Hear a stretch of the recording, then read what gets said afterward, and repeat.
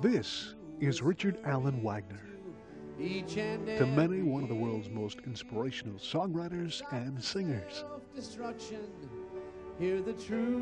mid-Michigan man's musical impact began in the early 60s with the formation of the popular group called the Bossmen. You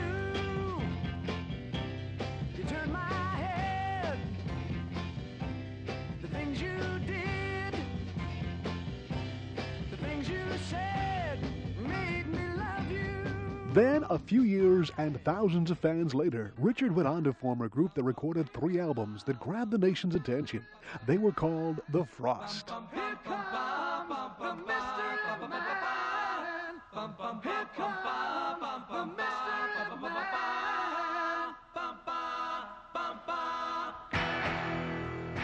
With hopes of reaching larger audiences, Richard moved on to New York to form a short-lived group called Ursa Major.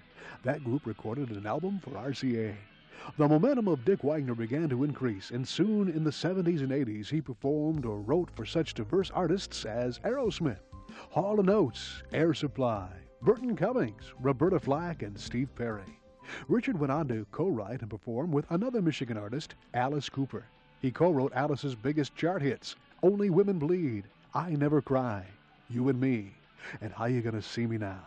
During his meteoric climb in the music industry, Richard made his home in New York, L.A., San Antonio, and Nashville. Now, Richard Wagner is back home again in Saginaw, but not to retire. He's hit the state in full stride with big plans and amazing dreams under the banner of the Wagner Music Group. In a recent visit to his office on South Michigan Avenue, we talked to Richard about what led him back to his home state and about some of the exciting projects underway at WMG. What drew you back? Was it just the roots of the area, or that? I have a lot of friends, a lot of fans still here, and I wanted to get back playing live. So when I first started playing live as a solo performer, I was driving from Nashville up here to this area and playing a few dates. And the response was great, and there were so many people who were very interested in it, and I thought to myself, well, if you're going to build a fan base again, why not start back where people actually, care that you're playing? So, And you've got some very exciting projects going on in the Saginaw area coming up. We've got the Talent Quest 96 coming up. Right. Tell us a little bit about what's being planned in that area and what is the Talent Quest 96 is a search, a Michigan statewide search for new and original talent. Partially for my record label, because we're starting an independent label here, and we want to try to find the best talent around the state and try to give them an opportunity to have CDs made and so on and so forth. And it's partly the competition and the coming together of all these particular artists in one venue to play together so they could see each other and be exposed to this area. It's going to be open to the public. It's at the Temple Theater in Saginaw in August, so they get a chance to be exposed to the audience, all of them together on the same day, kind of thing. And it's also good for bands and for artists to be able to see who's out there, because you hear about groups, you hear about other people in other areas, but you never get a chance to see them.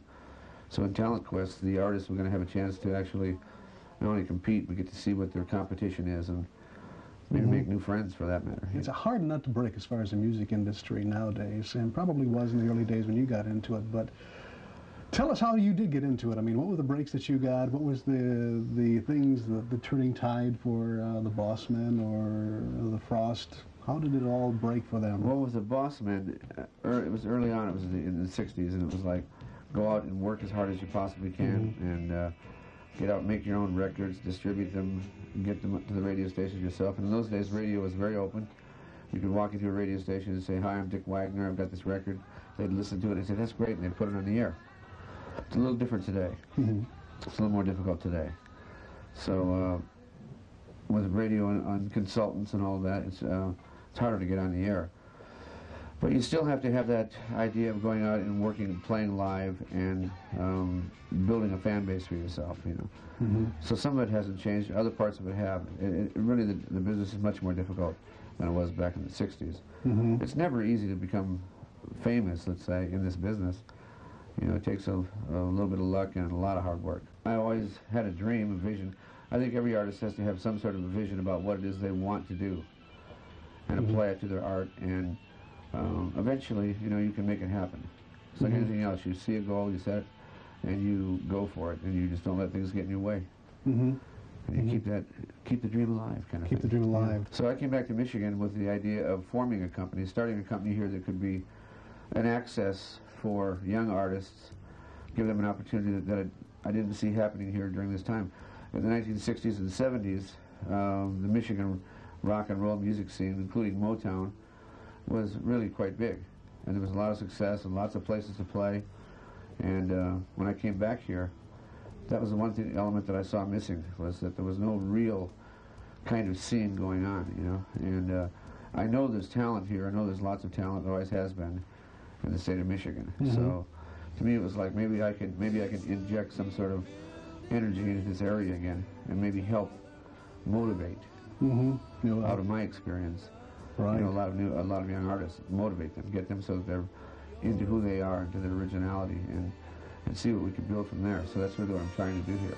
As we talked and walked past platinum and gold albums that hung on the walls that day at WMG, we knew that Dick would be doing more than just trying to accomplish that. Through his practical experience and expertise, he knew things were falling into place to get the job done. He went on to explain to us that Talent Quest 96 would be a 3-day competition featuring 14 categories of music.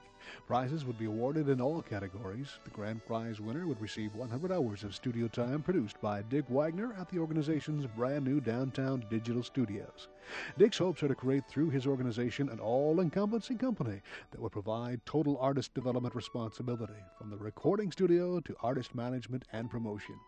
Richard was quick to point out, though, that all the dreaming and planning wouldn't be possible without the company vice president and personal and business manager, Mary Ann Reynolds Burt, and the organization's tight-knit staff that includes Kathy Hardy, Elizabeth Bailey, and Christy Spaulding. Besides recording, performing, and entertaining, there's another aspect of the Wagner Music Group that's quite dear to the entire staff, and that is the Remember the Child Foundation, dedicated to working toward the prevention of all forms of child abuse.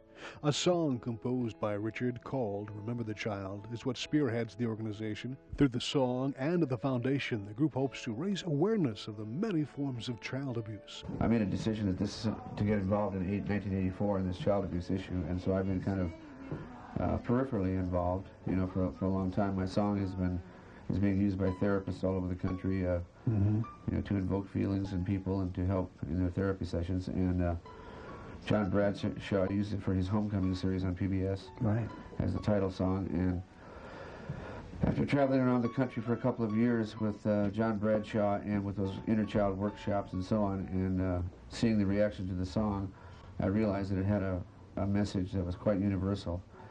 It seemed to touch a lot of people. So through that song, I thought about starting a foundation so we could try to help provide scholarships and education, counseling for abused children and for families, and made the decision to do that. And really with the help of my good friend, my business partner, Mary Ann Reynolds Burt, we started to put this vision into play. So the Remember the Child Foundation really was formed, I think, in October last year, so it's not quite a year old. So we're doing a lot of different kinds of events, from poster contests for 6th, 7th, and 8th graders to fundraising kind of dinners to playing with the Atlanta Symphony in September. All of these events will benefit the foundation. Richard went on to tell us that the lyrics and melody of Remember the Child were never rewritten. It came at once as an inner inspiration and completed, which comes naturally to Richard, who writes about 100 new songs each year. We'll learn more about his style and writing techniques on another edition of Michigan Magazine as we continue our visit with songwriter-performer Richard Allen Wagner.